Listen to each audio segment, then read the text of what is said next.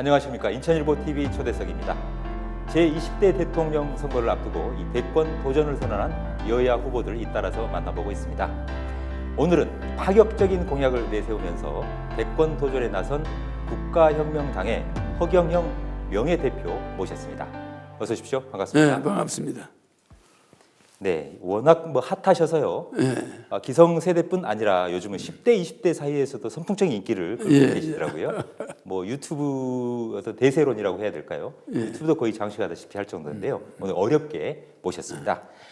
지난 1997년이었죠. 또 2007년. 그리고 내년이 2022년이니까 내년에 실제 출마를 하시게 된다면 이제 세 번째 대권 도전으로 알고 있습니다. 각오가 남다르실 것 같아요. 또 우여곡절도 그동안에 많으셨고요. 우선 세 번째 대통령 선거에 나서는 감회 어떻습니까? 우리 파격적 대통령 공약을 내세웠다는 것은 그게 표현이 사실은 좀 문제가 있습니다. 저는 아주 현실적인 공약을 내세우는 겁니다. 네. 우리 국민이 중독이 돼 있어요. 국가에는 돈을 뺏기는 거다. 그냥 세금을 다 걷어가서 자기들이 다 닦아 써야 된다. 여기에 중독이 돼 있어요. 국가에서 뭘 받을 생각을 안 해요. 무슨 말이냐면은 그게 미개한 국민들일수록 그게 심한데 선진국에서는 그게 용납이 안 됩니다. 세금을 걷어가는데 국민들은 혜택을 받으면 안 되는 줄 알아요. 그래서 저는 왜 이게 현실적 공약이냐면은 30년 전에 저출산 때문에 결혼하면 1억, 아기 낳으면 30만 원 주자. 지금 5천만 원이죠. 이렇게 공약을 했는데 그게 그 당시에 했어야 되는 거예요. 그러면 저출산이 지금 0.7%까지 내려가는데 내년에는 그러니까 이런 거를 미리 제가 그 당시에 해야 되는 거. 초등학교가 지금 3,600개가 없어졌거든요. 그게 다시 살아나겠습니까? 안 되는 거죠. 그러니까 너무나 현실적인 공약인데 국민들은 그걸 파격적인 공약이다. 국민은 다 죽어가는데 자살자가 급증하고 어려워지는데 도대체 기성정치인들은 대책이 없습니다. 기본소득을 저는 150만 원씩 준다고 그러잖아요. 국민배당금을. 정부에서 지금 여야 후보들은 얼마 정도 이야기하냐. 한 달에 4만 원? 그렇게 이야기합니다. 뭐 용돈도 안 되는 거예요. 그 고려대학교 강성진 교수가 허경영 거는 기본소득에 부합하고 나머지 여야 후보들의 기본소득은 애들 용돈의 변종이다. 이렇게 이야기합니다. 기본소득의 특질을 제대로 살리지 못하고 변중만 물리는 거죠. 변종이다. 1년에 50만 원 주면서 그럼 무슨 기본소득이냐. 그 외국에 가서 한국 사람 기본소득 얼마 받냐고 그러면 아니 30불 받는다 이러면 되겠습니까? 한 달에 30불이 무슨 기본소득이냐. 외국 사람들이 당장 놀래 잡아질 거예요. 네. 근데 그걸 30불을 주겠다니 그게 기본소득이 아니잖아요. 네. 그래서 저의 공약은 현실 그대로입니다. 조금 더 포퓰리즘도 없고 국가 기본소득을 주는데 국가 예산을 70% 줄입니다. 국회의원을 100명으로 무보수 명예직 후원금도 못 받게 하고 그럼 어떤 사람이 국회의원을 하냐. 퇴직금 나오는 사람들, 연금 나오는 사람들 있잖아요. 또 국민 배당금 나오잖아요. 그러니까 국회의원이 무엇 때문에 후원금을 받아야 됩니까? 월급을 왜 받습니까? 그래서 국회의원 미국이 인구가 3억인데 상원의원이 100명이에요. 그래도 미 상원이 법사위 돼 있고 다이어스에 있을 건 우리 국회의원도 100명으로 하자. 그런데 무보수 명예직으로 하자. 그러니까 미 상원과 같으니까. 근데 미국보다 인구는 6배나 적은데 우리가 꼭 300명을 상원의원을 우리가 있거든요.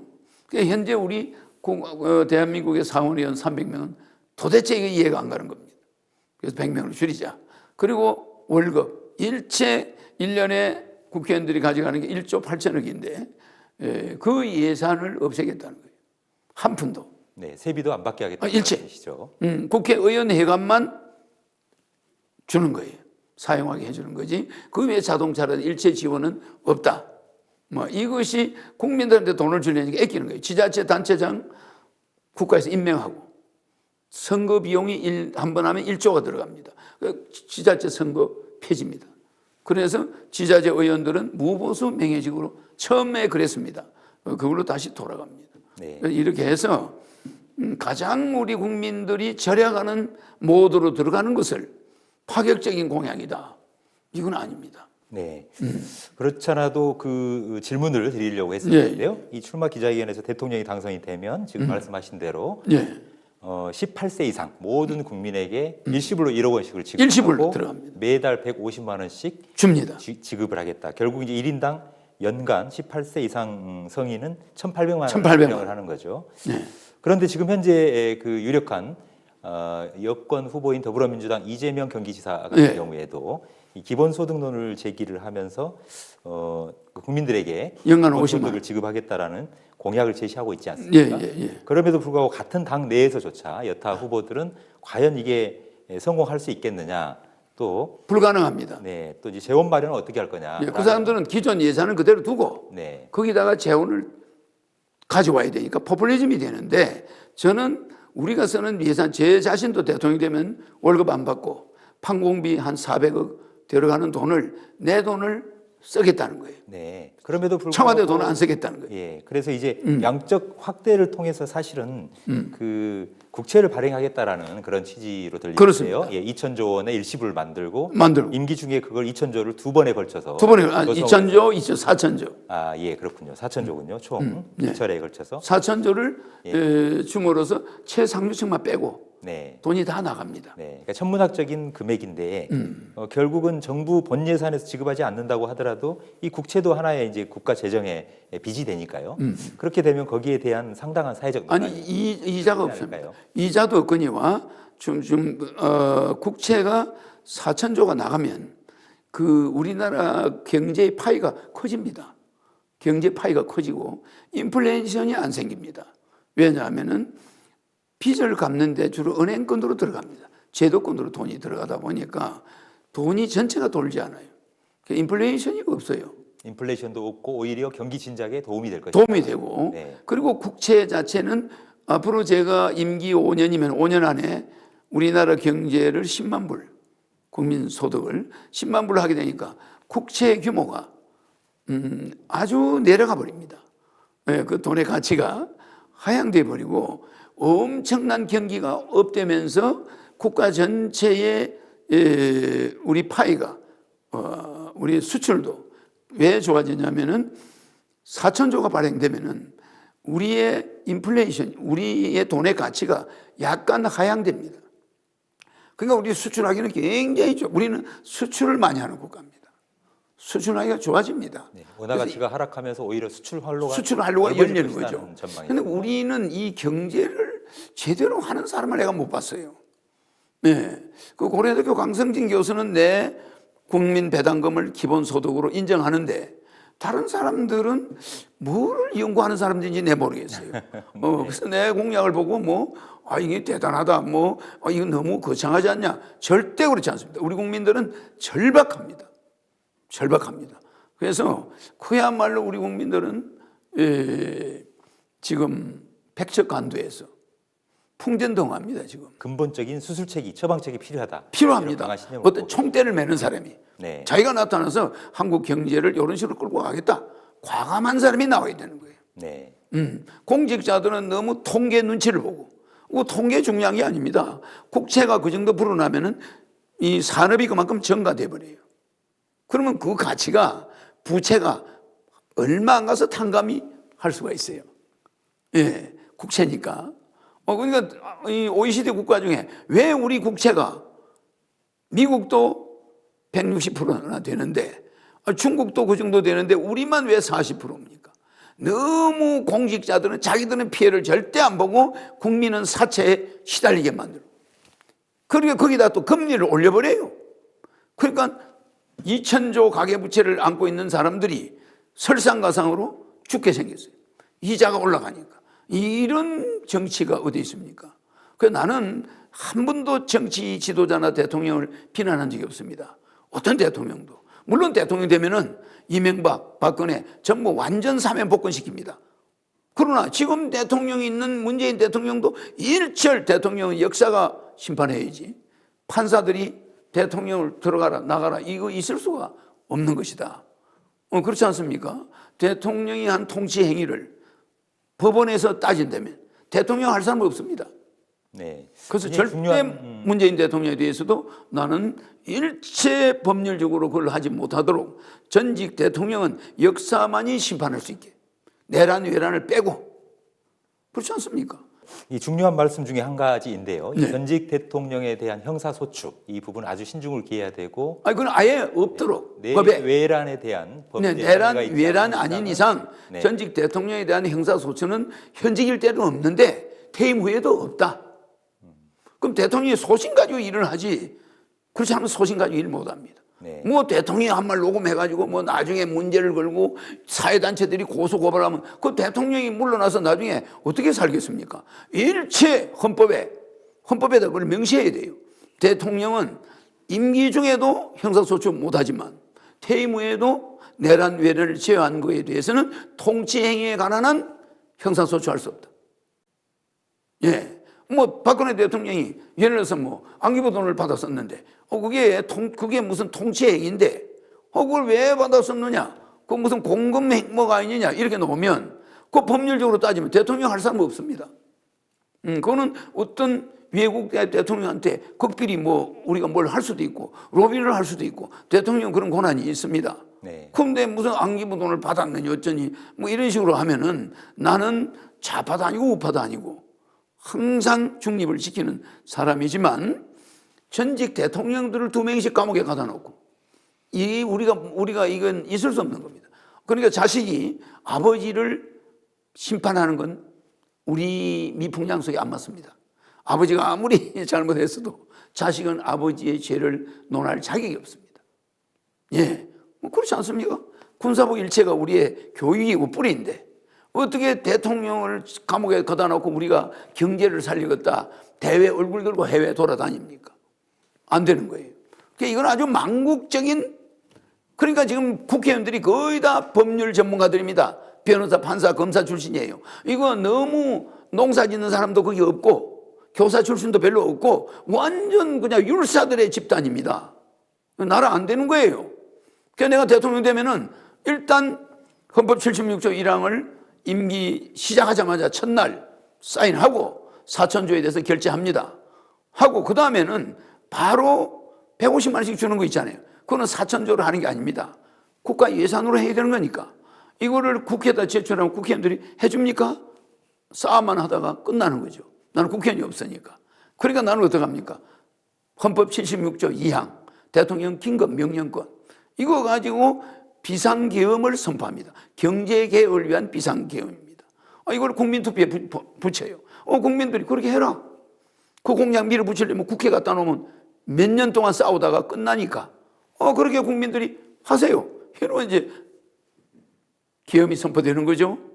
그러면서 정치계 인사들은 전부 정신교육대 한 3,000명이 들어가는데 거기는 군부대로 들어가서 이제 훈련을 받겠는데 국회는 다 그다음에 뭐 여러 언론인들, 그다음에 여러 법조인들, 뭐 이런 사람들이 들어가겠죠. 들어가서 정신교육을 받고 나와야 됩니다. 굉장히 중요한 말씀 같으신데 삼천교육대라고 하셨나요? 아니 정신교육대. 정신교육대. 국가 정신교육. 국가 정신교육대. 이거 없이는 우리 국민들이 그동안 그러니까 국민들의 동의를 얻어서 동의가 이루어진다라면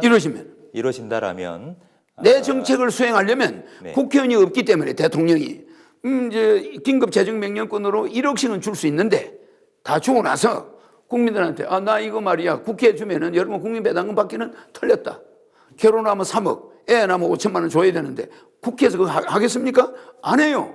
그럼 내가 국민들을 투표를 하겠다. 내가 국회하고 대결하는 거죠. 그럼 뭐 국회에서는 내 탄핵이 시작될 거 아닙니까?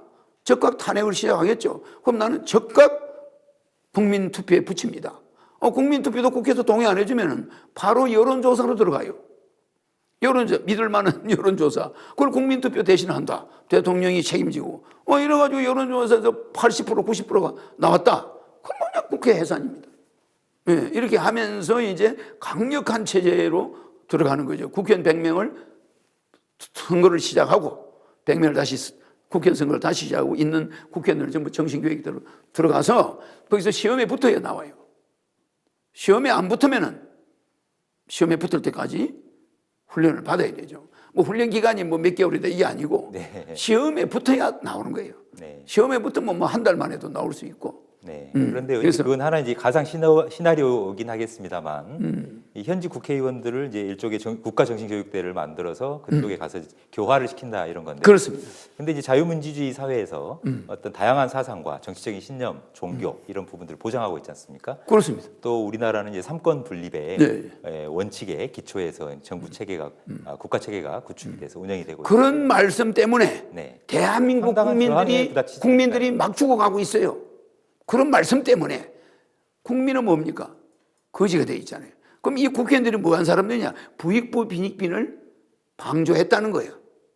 직접 했는지 안 했는지는 모르지만은 어쨌든 국가가 흘러온 것이 부익부 빈익빈이 지속됐고 그동안의 배당금 국가의 돈은 7경인데 그걸 국민 5천만 원을 하면 한 사람당 15억을 맡겨놓은 거예요. 14억을. 그러면 14억 몇천만 원을 국가에다 맡겨놨는데 거기에 대한 배당금 준 적이 있습니까? 주식회사 대한민국에 대통령 CEO고 국민은 주주야. 그러면 거기 있는 행정하는 사람들이 공무원들이 주주들한테 배당금 줬습니까? 안 줬잖아요. 그래서 이거는 명백히 그동안 안 준 배당금 1억으로 먼저 주는 겁니다. 민들 입장에서는 돌려받는 거다라는 말. 돌려받는 거 국민들은 그냥 받아가는 게 아닙니다. 지금 여야에서 추진하는 국민 기본소득제는요. 그거는 어떻게 보면 그게 위헌입니다. 무슨 말이냐면 우리는 국민 배당금이라는 건 국가에서 뭐 기본 소득을 보장해 주는 게 아닙니다. 당연히 국민들이 받아야 될 권리가 있어요. 그 나라가 600조의 세금이 들어왔으면 그거 자기들이 좀 적게 쓰고 돌려줘야 되잖아요. 그런데 보세요. 국방비가 50조인데 45조가 출산 해결책으로 들어가는 저출산 장려 정책으로 돈이 들어갑니다. 네. 그러면 산모 한 사람당 1억 6천만 원이 들어가는데 산모들한테 돈 줍니까? 돈이 어디로 쓰이냐? 전용이에요. 예산 전용. 각 부처가 놀아가지고 다 닦았어요. 국방비에 준하는 돈입니다. 또 성인지 예산이 32조인데 남자 여자가 무슨 지금 젠더 시대에 남자 여자 어디 있습니까? 그런데 남자 여자의 성비를 위해서 1년에 32조를 쓰고 있어요. 80조가 없어도 되는 돈이에요. 그 국민한테 돌려줘야 되는 돈 아닙니까? 그런 거를 다 계산하니까 70% 정확하게 400조가 남아요. 600조에서. 그럼 제가 왜 이 말을 하냐면은 불과 10몇 년 전에 박근혜 대통령 할 때 국가 예산이 200조였습니다. 그래도 국가가 돌아갔어요. 지금 몇 년 지나서 국가 예산이 600조가 됐습니다. 400조는 국민들한테 줘도 되는 거예요. 네.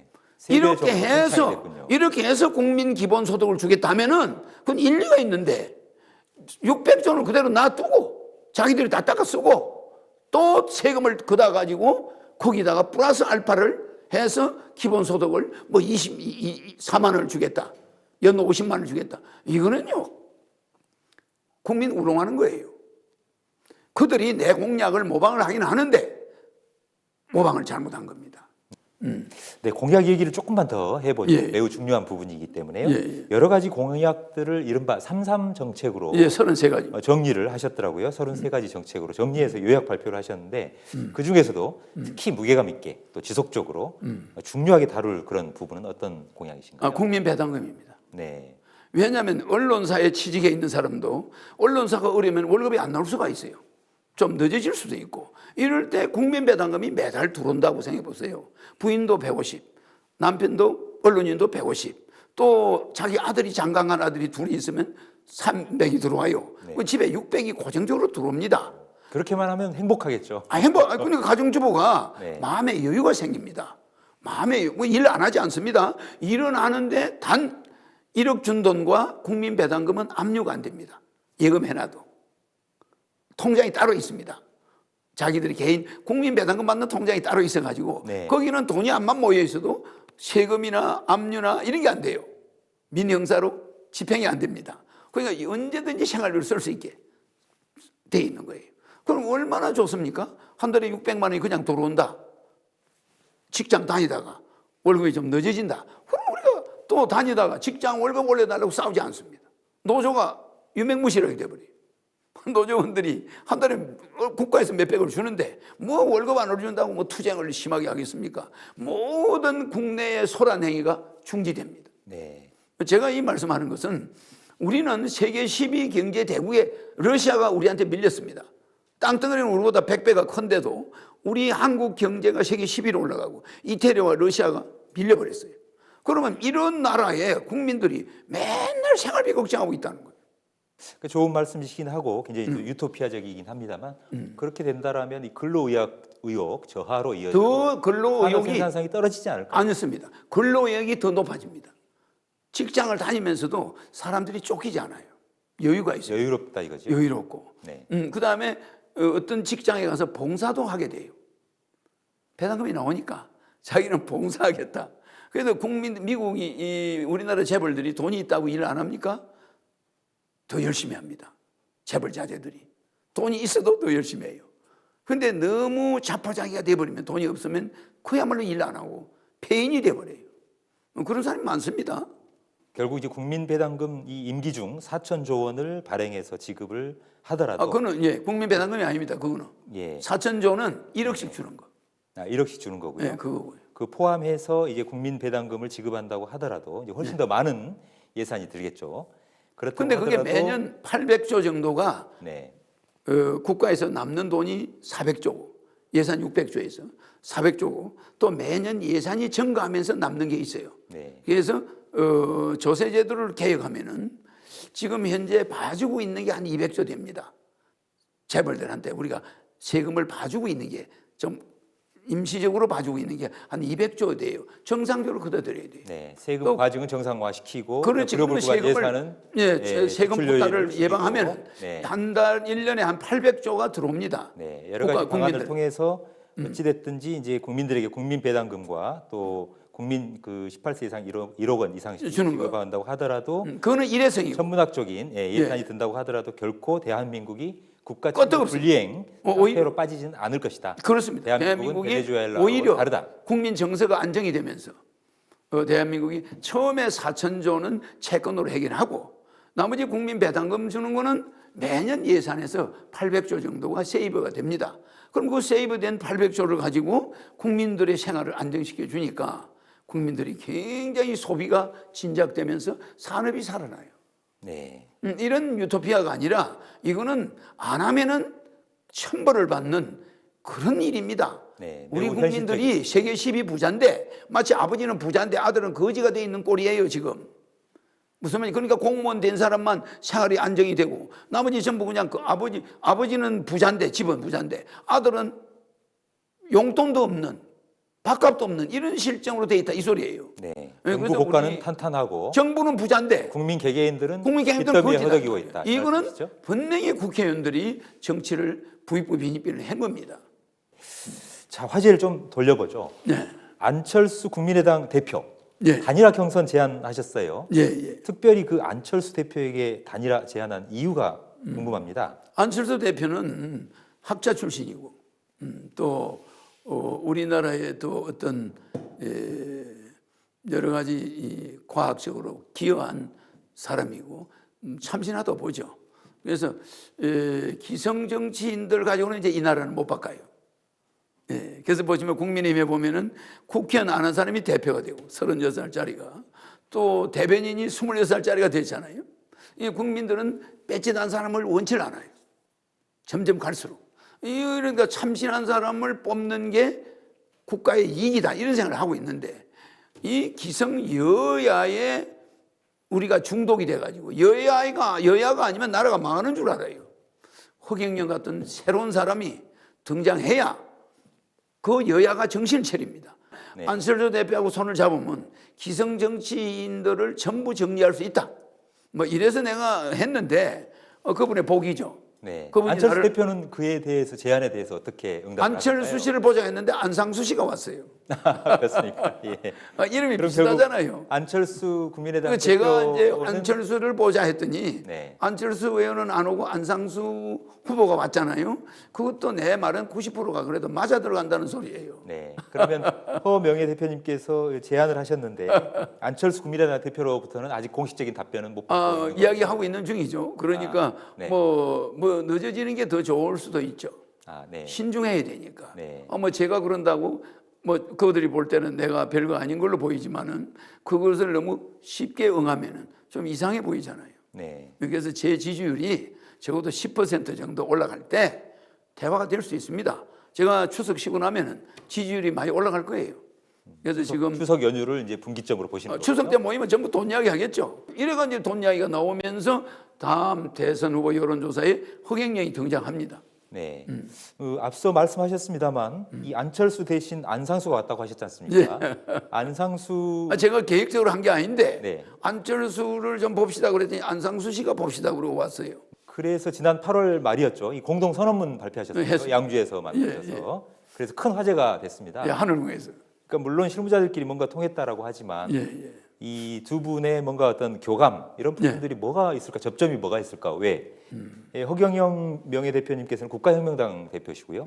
또 안상수 예비 후보는 인천광역시장도 역임했고 국회의원도 했었고 그분은 일반 지금 현재 정치인하고 국민의힘 예비 후보지 않습니까? 예. 그러니까 두 분이 매치가 되는 부분들이 굉장히 접점이 있습니다. 모호하다라는 생각이 드는데 어떤 그렇지 접점이 않습니다. 있습니까? 안상수 씨가 만들어낸 친환경 도시 송도 1600만 평이 미국의 맨하탄이 2000만 평인데 거기에 육박한 도시를 만들었는데 맨하탄보다 1000배, 10,000배가 나은 도시를 만들었다는 거. 안에 호수도 만들고 지하에 모든 쓰레기 하나도 버리면 땅속으로 해서 이동하고 전기줄 하나 없고 이게 전봇대 하나 없고 친환경도 이만저만이 아니고 앞으로 향후 100년을 내다보고 도시를 만들었어요. 그것도 바닷가에다가 그 비싼 땅을 어떻게 만드냐? 싼 돈으로 만들어가지고 한 60만 원 들여가지고 그걸 다 만드는 사람은 세계에서 한국의 맨하탄을 만든 사람은 그 안상수 씨 아닙니까? 네. 그러니까 상당히 일반인들이 이 100년 가야 생각할 수 있는 것을 그 짧은 인천시장 두 분 하는 사이에 다 했다는 거. 그거 대단한 거 아닙니까? 네. 그래서 상당히 그 사람이 앞으로 인천에서 중국까지 가는 다리를 그 사람이 나야 되겠다. 저는 또 그런 생각도 하죠. 근데 인천은 제가 와보니까 문제가 또 많이 있습니다. 어떤 문제? 안상수 씨가 근본적으로 해결 못한 거, 이 쓰레기 매립장. 이게 인천의 중심권에 들어가 버렸어요, 이제. 인천이 검단 지역으로 퍼져나가니까, 그게 쓰레기 매립장이 인천의 센터포드가 되버렸어요. 센트럴 파크가 되버렸어요. 그러니까 그걸 앞으로 계속 우리는 서울 수도권 매립지를 거다 할 수는 없잖아요. 그래서 수도권 매립지에 이전이 지금 필요한 시점입니다. 네. 그리고 인천은 공업도시로 지금 발전이 되어 있는데 이걸 관광을 겸해야 된다. 관광도시를 겸해야 됩니다. 그래서 지금 이 인천의 일종의 이 부둣가 산업 시설들이 상당히 이 환경적으로 친환경으로 바뀌어야 되고 네. 나무를 많이 심어야 되고 바닥까지만 이 공장지대를 아주 아름다운 공장지대로 바꿔야 되죠. 수도권 매립지는 아시다시피 인천광역시뿐 아니라 경기도, 서울시 이 3개 시도 수도권 주민들이 모두 배출하는 쓰레기를 매립하고 있지 않습니까? 매립하고 있습니다. 그런데 이것은 형평이 맞지 않기 때문에 우리가 이것에 우리가 강이 있는 이 임진강이나 이런 쪽으로 포천이나 저쪽으로 우리가 가도 이게 큰 문제가 있습니다. 강으로 물이 들어오니까. 그래서 강이 없는 지역을 골라서 각 분산시키는 방법을 제가 대통령이 되면 택할 거예요. 네. 그리고 쓰레기 양을 지금의 양의 10분의 1로 줄일 수가 있습니다.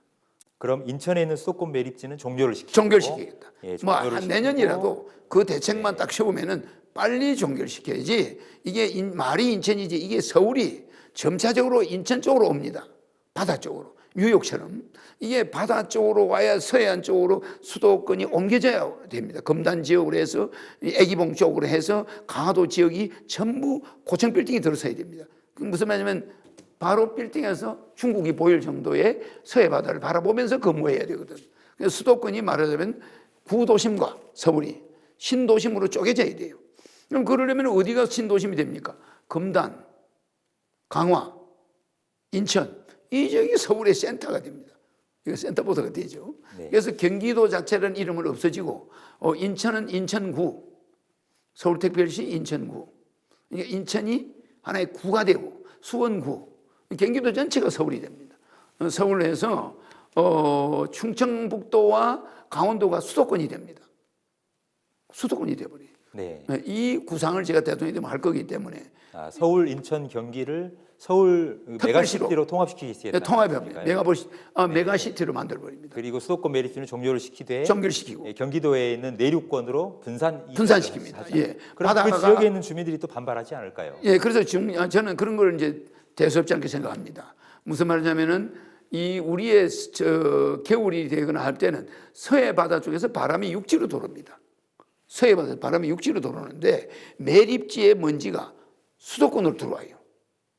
무슨 말씀이냐면은 그래서 이 바람의 방향이 항상 북서풍이 내려오고 그러니까 이 바람의 방향을 맞는 매립지를 우리가 분산시켜서 만들겠다는 거예요.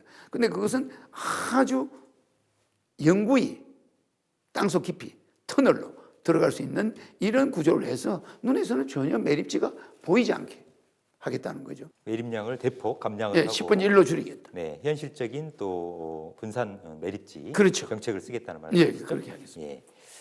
자, 경기도. 이 경기도의 민심은 대한민국의 민심의 바로미터다 이런 말이 있습니다. 바로미터. 워낙 많은 인구가 살고 있고요. 또 도농 다양하게 혼재가 돼 있는데 경기도 지역에 대해서 구상 중인 정책 공약이랄까요? 지역에 대한 특별한 관심, 어떤 견해를 갖고 계십니까? 근데 인천, 경기도가 이제 우리 먹거리가 있어야 되잖아요. 주거지만 많으면 안 되고 여기에 먹거리도 우리가 있어야 되거든요. 직장도 많이 있어야 되는데 지금 항공기 비행기 정비도 우리 비행기 정비 자체도 저 정부 지방화 정책에 의해서 4천으로 가 있지 않습니까? 그러니까 국제선이나 이런 것들은 인천공항 쪽에 인천공항 쪽에도 경기도 자체도 그런 것이 있어야 됩니다. 국내에서는 뭐 그쪽에서 하더라도 국제선은 이런 데서 하고 그다음에 이 서해안 이 벨트가 너무 지저분해요. 송도만 조금 깨끗하죠. 너무 이 항만 쪽에 이 옛날 건물들이 이 예술적인 게 없어요. 그래서 이 경기도를 아주 관광화 이렇게 바꾸면서 또 하나는 여기에 먹거리를 만들어야 되니까 첨단 4차원 산업 단지들을 아주 친환경적으로 숲속에다 만들겠다는 거죠.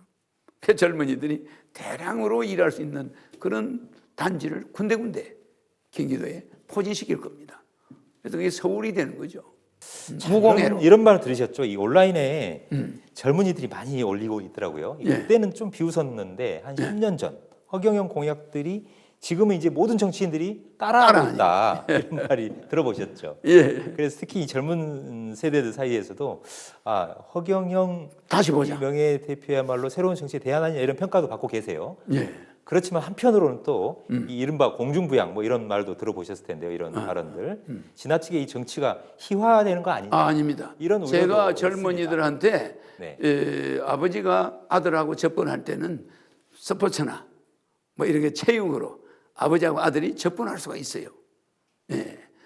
정말 아버지와 아들이 좀 아버지가 약간 바보스럽게 해야 아들하고 친해집니다. 살가운 스킨십이 있어야 된다. 스킨십이 있어야 돼요. 그래서 저는 애들한테 정치인은 딱딱하잖아요. 그래서 공중부양, 축지법 이런 것이 저는 특수한 능력이 있습니다.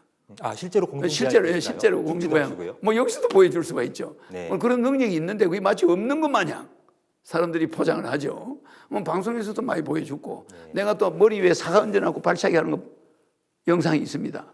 뭐 여러 사람한테 머리 얹어놓고 발로 사과를 차버려요. 뭐 그러니까 그것도 가까이 붙어가지고 다리가 이렇게 회전합니다.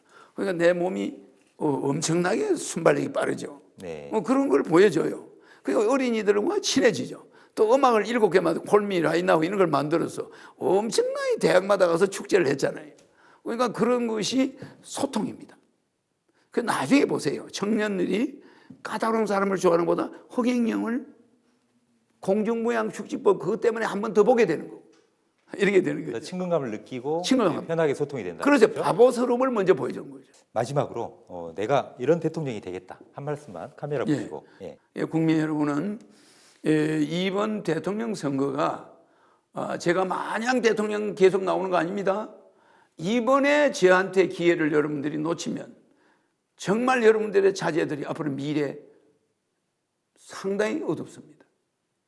예, 정말 이번에 이 기회를 놓치지 마시고 대한민국의 예산 낭비, 나라에 돈이 없는 게 아니라 왜 도둑놈이 많으냐, 이거 내가 주장한 겁니다.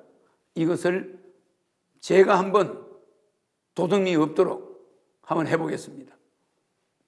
이번 대통령 선거는 우리가 정치 지도자, 대통령 욕할 필요 없습니다. 우리의 손가락을 잘라야 됩니다. 우리 자신이 우리의 주적이에요. 우리 자신이 우리 가정 경제를 망치고 국가를 망치는 주인 책임자예요. 우리 자신이 인물을 알아보고 새로운 인물로 물갈이를 한번 한다든지 이런 미래를 좀 내다본다면 그냥 이쪽이다 이런 사표 심리, 그거는 그들이 이용하는 중독된 겁니다. 절대로 여가 붙거나 야가 붙거나 대한민국 희망 없습니다.